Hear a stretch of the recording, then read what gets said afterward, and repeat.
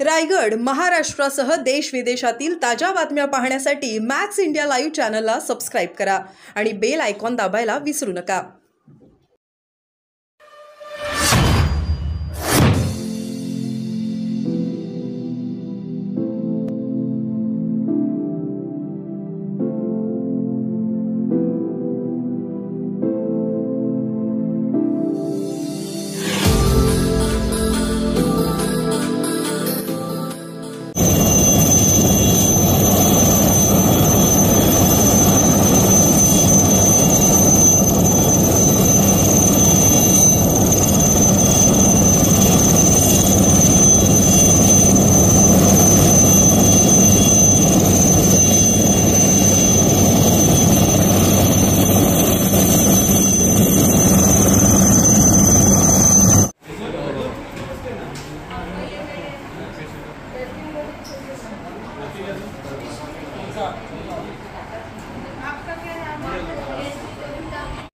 भैया आप इधर हो ना?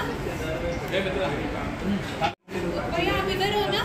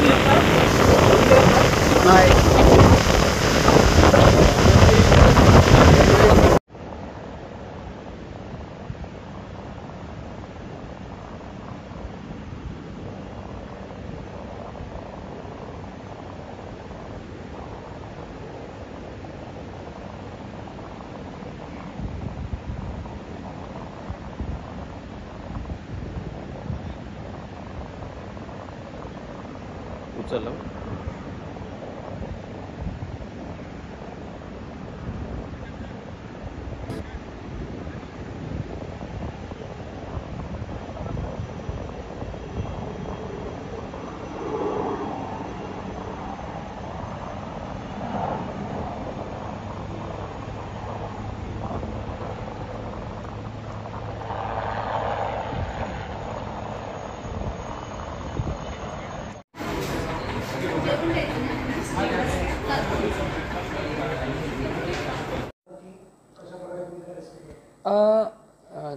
ती जी एक मालवाहू नौका JSWची काल आपल्या अलिबागच्या समुद्रकिनाऱ्यावरती आली होती आणि त्या नौकेमध्ये 14 खलाशी होते त्याच्यावरती काम करणारे आणि ते 14 जण तिथे अडकल्यानंतर आम्हाला माहिती मिळाली। आम्ही काल सायंकाळी त्यांचा आपल्या स्थानिक लोकांच्या मदतीनं रेस्क्यू करावं यासाठी प्रयत्न केला, विचारही केला, परंतु काल भरती होती आणि लाटा मोठमोठ्या होत्या, त्यामुळे आपल्याला ते काही डे लाईटमध्ये करता नाही आलं आणि मग संध्याकाळी थोडंसं आणखी अंधार पडल्यावरती तर कुठलंही ऑपरेशन काही शक्य नव्हतं, म्हणून मग त्यांची सुटका आपल्याला कोस्ट गार्डच्या हेलिकॉप्टरच्या मदतीनेच करावी लागेल असं अंतिमतः ठरलं।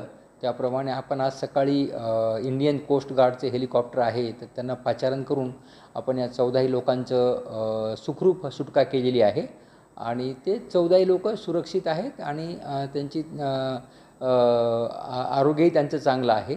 आम्ही सुटका केल्यानंतर त्यांना त्यांची विचारपूस केली त्यांच्या तब्येतीची आणि त्यांना काही रात्री त्रास झाला का, तर त्यांनी सर्वांनी तसं काही कुठली अडचण त्यांना भासली नाही असं सांगितलं आणि मग त्यांना आम्ही आपल्या सिव्हिल हॉस्पिटलमध्ये पाठवलेलं आहे प्राथमिक तपासणीसाठी।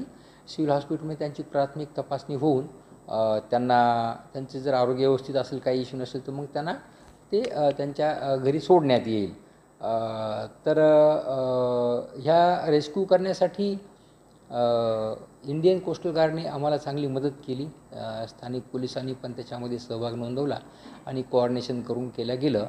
अर्थात ही रेस्क्यू स्थानिकांच्या मदतीने शक्य होती किंवा नाही असा प्रश्न विचारला, परंतु काल भरतीचं पाणी असल्यामुळे आणि अंधार असल्यामुळे आपण कोणाचाही स्थानिकाचाही जीव धोक्यात घालू शकत नव्हतो आणि 14 लोकांना सुखरूपपणे बाहेर काढणं ही आपली जबाबदारी होती. त्यामुळे आपण सेफेस्ट वे म्हणून आपण इंडियन कोस्ट गार्डला पाचारण करून त्यांच्या माध्यमातून रेस्क्यूचं ऑपरेशन पूर्ण केलं. चिप JSW कंपनीची आहे आणि ती चिप JSWच्या धरमतर खाडीमध्ये त्यांचा कोळसा घेऊन येते जयगड पोर्टवरून. रत्नागिरी जिल्ह्यात जे जयगड पोर्ट आहे तिथून ती कोळसा भरून घेऊन येते. धरमतर खाडीमध्ये ती कोळसा रिता करते आणि मग तिथून ती परत जाते. तर ही मला वाटते रिकामी शिप परत जयगड पोर्टकडे जाताना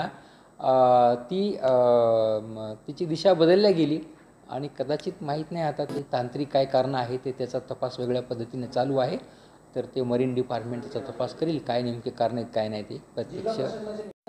त्यांनी जे शिप ऑपरेटर्स आहेत JSW असेल किंवा कोणी पण असेल त्यांनीसुद्धा सगळ्या वातावरणाचा सगळ्या पर्यावरणाच्या पर्जन्यमानाच्या परिस्थितीचा आढावा घेऊन त्यांनी त्या पद्धतीनं कॉशियस राहून सतर्क राहूनच पावलं उचलले पाहिजेत.